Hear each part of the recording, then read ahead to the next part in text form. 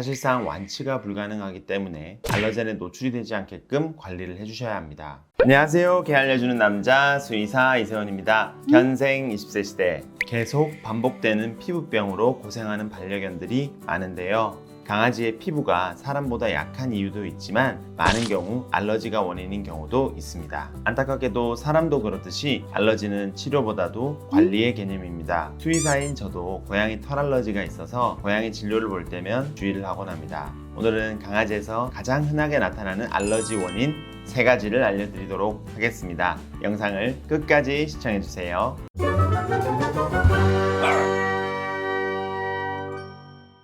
가장 먼저 알러지란 무엇일까요? 특정 원인에 의해서 몸에서 과민 반응이 나타나는 것인데요. 과민 반응의 가장 대표적인 증상은 가려움입니다. 피부를 갑자기 긁기 시작해서 발적이 나타날 수도 있습니다. 또 다른 증상으로는 기침, 재채기, 헐떡거림, 눈물, 콧물 등의 증상도 나타날 수 있어요. 소화기계에 알러지 증상이 나타난다면 구토, 설사를 할 수도 있습니다. 여기서 알러지의 원인이 되는 물질을 알러젠이라고 하는데요. 강아지 알러지의 원인이 되는 대표적인 알러젠으로는 3가지가 있습니다. 바로 벼룩, 환경, 음식입니다. 첫 번째, 벼룩은 흔히 집에서 사용하는 침구류나 옷에 있을 수 있고 외부 산책 등의 영향을 받을 수 있습니다.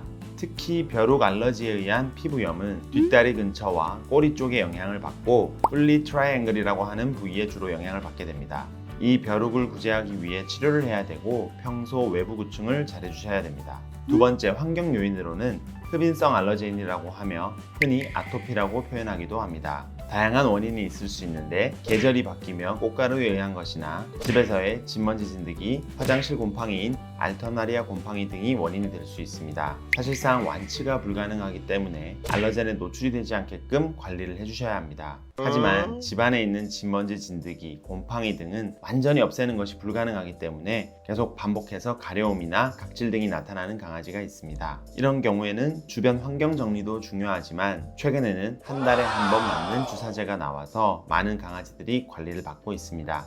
마지막으로 식이 알러지입니다. 식이 알러지 대부분의 원인이 단백질원 때문에 발생합니다. 강아지들마다 특정 단백질에 알러지 반응을 일으키고 가려움으로 시작해서 반복된 피부염이 나타날 수 있습니다. 대부분 한 번씩은 겪어보시는데요. 특정 간식을 먹였더니 갑자기 눈물이 많이 나거나 가려움을 유발하거나 몸에 발적이 일어난다든지 사료를 바꾸어 주었는데 이런 비슷한 증상이 나타난다면 식이 알러지를 의심해 볼 수 있습니다. 식이 알러지를 확인하기 위해서는 적절한 저자극 식단으로 제거요법을 사용해 보아야 합니다. 최소 8주간 해당 식단만 먹어야 하며 그 이후로 새로운 식이요법을 해볼 수 있습니다. 대부분 식이 알러지의 원인은 단백질원이라고 말씀드렸잖아요. 그렇다면 이 단백질을 어떻게 해야 알러지 반응을 덜 유발하게 될까요? 이렇게 알러지 반응이 있는 아이들은 일반 사료가 아닌 가수분해 단백질 사료나 LID 사료를 먹여야 합니다. 가수분해 단백질 사료는 단백질원의 크기를 잘게 쪼개어 몸에서 면역 반응이 일어나지 않게 하는 것이고요. 단백질 크기에 따라서 몇 킬로달톤 이하 이런 식으로 표지에 표기가 되어 있습니다. 크기가 작을수록 더 중증 환자에 사용합니다.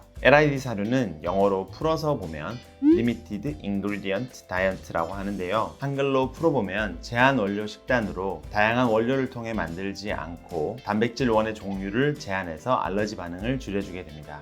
해당 단백질에 알러지 반응이 유발되지 않는다면 먹여볼 수 있습니다. 이렇게 알러지 원인에는 크게 3가지가 있는데요. 증상이 심하다면 수의사 선생님과 꼭 상의하셔서 관리를 잘 받으셔야 합니다. 오늘은 강아지 알러지 원인 3가지에 대해서 알아보았습니다. 오늘 내용이 유익하셨다면 구독과 좋아요, 알람 설정까지 한번 부탁드리겠습니다. 시청해주셔서 감사합니다. 감사합니다.